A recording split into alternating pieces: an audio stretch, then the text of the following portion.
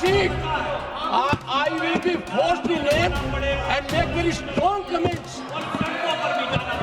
ते मला सांगतात की तुम्ही मोठा उत्तर नको द्या, जनताच्या उत्तरपणी त्यांना स्वीकार नाही, हे स्थिती त्यांची झाली.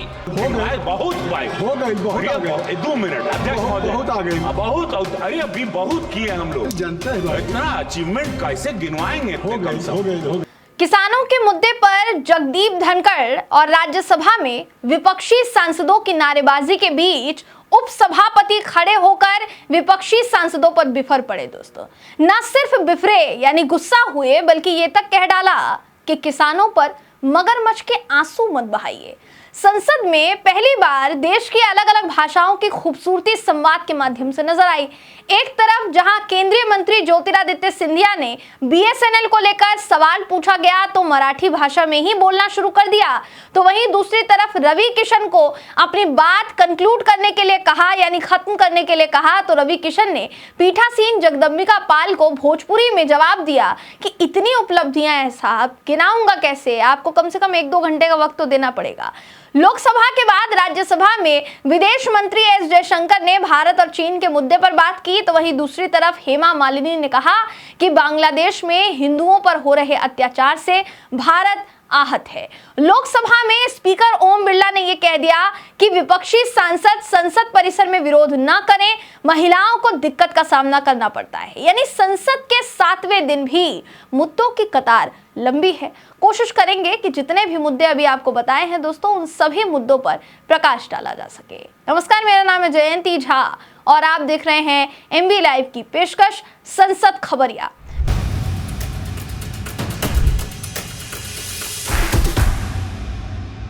संसद के शीतकालीन सत्र का 7वां दिन लोकसभा में रेल मंत्री अश्विनी वैष्णव ने 1989 के रेलवे अधिनियम के साथ 1905 के भारतीय रेलवे बोर्ड अधिनियम को एकीकृत करने के प्रावधान वाला एक विधेयक जो है दोस्तों पेश कर दिया। यानी विधेयक जो है पेश हो गया और चर्चा के साथ पेश हुआ। कहा कि इसके पारित होने से रेलवे की क्षमता में इजाफा होगा। वैष्णव ने रेल संशोधन विधेयक 2024 को सदन में चर्चा और पारित करने के लिए पेश किया। पूरे बिल पर चर्चा हुई। विपक्ष की ओर से कई तरीके के सवाल और कई तरीके की राय पेश की गई। सभी सवालों का जवाब अश्विनी वैष्णव ने बड़ी ही शालीनता से दिया, लेकिन एक विपक्षी सांसद के सवाल पर अश्विनी वैष्णव ने कह डाला कि एक काम कीजिए, धरना करके देखिए, अगर आपको जवाब मिल जाए तो विपक्षी सांसद थे शशि थरूर। दोस्तों, क्या कुछ हुआ है संसद में, वीडियो दिखाते हैं आपको, ये वीडियो देखिए आप। My constituency, which is going to be a way of decongesting the railway line to Trivandrum Central, out of the 116 crore project, the railways has only released 7 crore rupees so far, sir. Work worth 22 crores has already been awarded to the contractor, who proceeded with the work in anticipation of payment, but due to insufficient funds, the bills remain unpaid, and therefore the wonderful period today from between December and May, when there is less rain in Kerala, is being wasted. So my request to the Minister is, the media is already reporting this project will never be completed. Is it possible for the Minister to try and pay attention to this very important station that will decongest the railway line up to Trivandrum Central? This is the Nemam Station Terminal. Thank you, Mr. Speaker. Honorable Speaker, sir, the focus today is to make sure that all the big cities, for example, the Trivandrum point that Honorable MP said, and many other cities like Bangalore, like Chennai, like Secunderabad, Hyderabad, the twin cities, like Ahmedabad, like Mumbai, Delhi, Patna, Lucknow, practically throughout the country, our focus today is to make sure that the big junctions and the big cities are decongested, new terminals are built, and lots of emphasis is being done on designing them so that the demands and the requirements of next 50 years can be met. Please, the question is not of funds. Question in Kerala is not of funds. We have already deposited 2,150 crore rupees for acquiring land. Unfortunately, that kind of support, I'll request Honorable Shashi Tharoorji is a very influential MP. He has, people in entire Kerala listen to him. I'll request him to, if required, even sit on a dharna in front of the Honorable State Government and make sure that the land is acquired. Then only the project will. जी तो अश्विनी वैष्णव के इतना कहने पर कि धरना दीजिए सब कुछ पता चल जाएगा, सत्ता पक्ष के लोग जो है दोस्तों हंसने लगे ठहाके मार मार के। एक तरफ जहां लोकसभा में माहौल थोड़ा मजाकिया नजर आया तो वहीं ठंड के महीने में राज्यसभा का पारा जो है वो चढ़ चुका था। जगदीप धनखड़ ने कुर्सी से उठकर विपक्षी सांसदों से कहा कि घड़ियाली आंसू मत बहाइए, आपको दिखाते हैं दोस्तों कि आखिर उपसभापति जगदीप धनखड़ इतने गुस्से में नजर क्यों आए और उन्होंने ये क्यों कह डाला कि आप लोग जो भी कर रहे हैं वो महज एक ड्रामा है। वीडियो दिखाते हैं दोस्तों आपको, ये वीडियो भी देखिए आप। One second. Interest of the farmer is not served by sloganeering or crocodile tears. Maintain decorum. I know it. You are only politicizing it. You don't want a solution.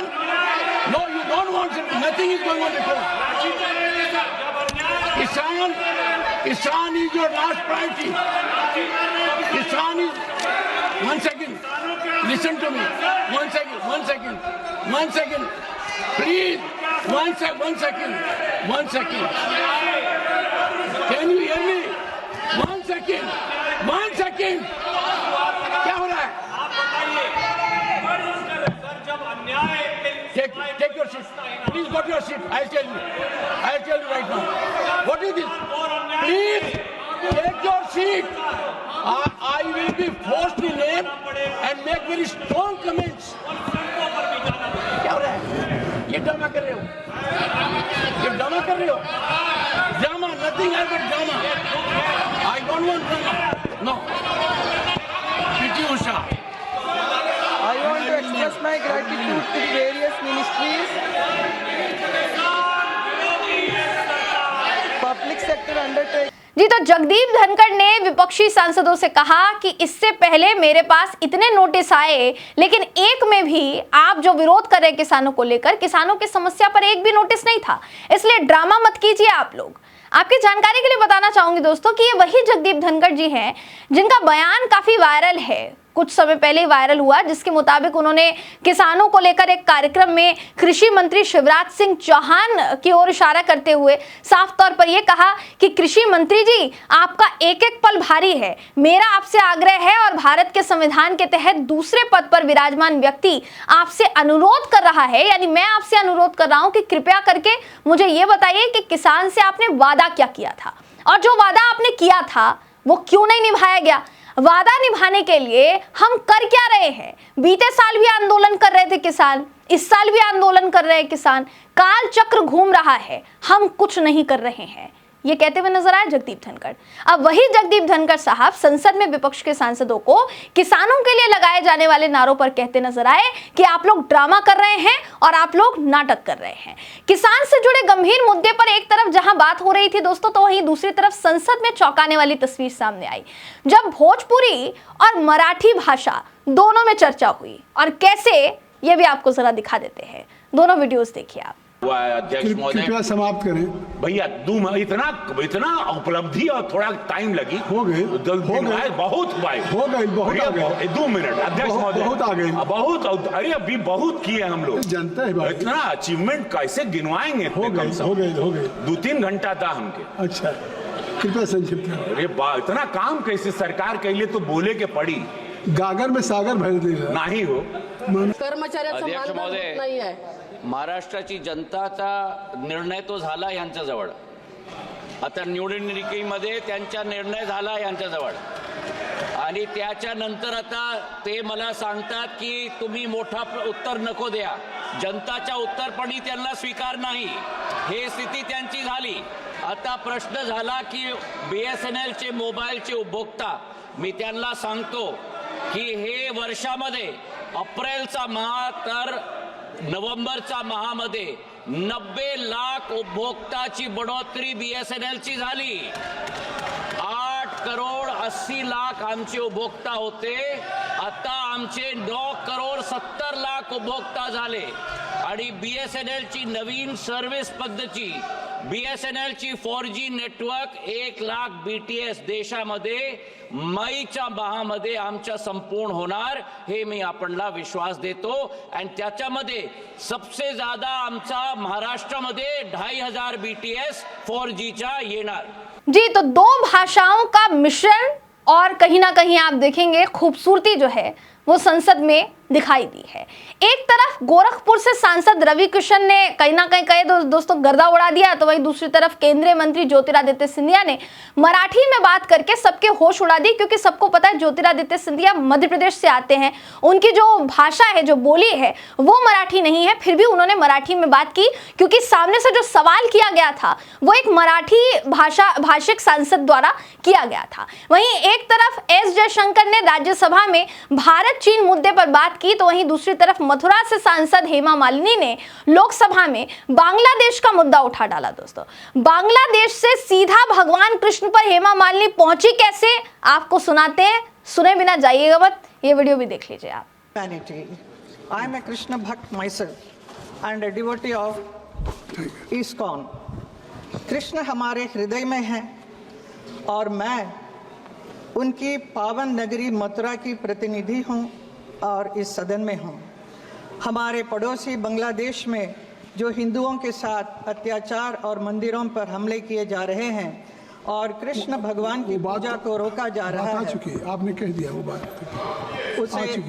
उसे मैं पीड़ित हूं और मेरे साथ देश के करोड़ों कृष्ण भक्त पीड़ित हैं.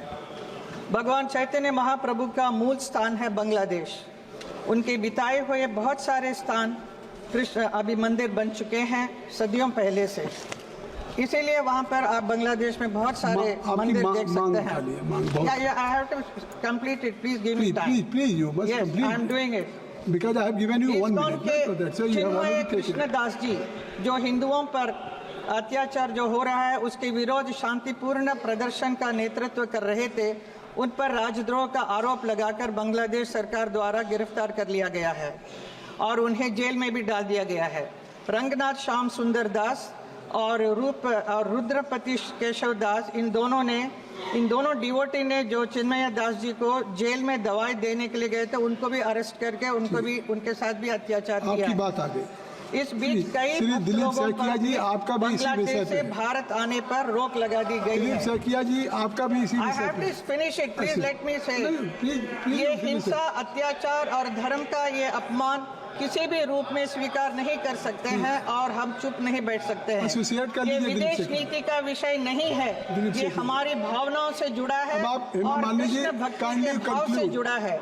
बांग्लादेश सरकार से मैं आशा करती हूँ वो जल्द से जल्द जितने भी हमारे सनातनी हिंदू भाई हैं. जी, तो हेमा मालिनी ने खुद को बता डाला कृष्ण भक्त और बांग्लादेश सरकार से आग्रह कर दिया कि वो हिंदुओं पर अत्याचार बंद करे. इस्कॉन पर जो अत्याचार हो रहे हैं, मंदिर जो तोड़े जा रहे हैं, वो नहीं होने चाहिए. भारत सरकार से भी विनम्र विनंती जो है वो की कि आप इस पर एक्शन लीजिए. यानी लोकसभा और राज्यसभा में आज भी बहुत स्वस्थ चर्चा हुई. एक तरफ जहां लोकसभा में रेल संशोधन बिल को लेकर चर्चा हुई, तो वहीं दूसरी तरफ राज्यसभा में केंद्रीय मंत्री नितिन गडकरी ने सड़क परिवहन के मुद्दों पर जवाब दिया. दोस्तों, अब आप बताइए कि संसद खबरिया का ये एपिसोड जानकारी के लिहाज से आपको कितना पसंद आया और कितना नहीं. कमेंट करके अपनी राय हमें जरूर बताइएगा. अगले एपिसोड में आपसे फिर मुलाकात होगी. तब तक के लिए नमस्कार.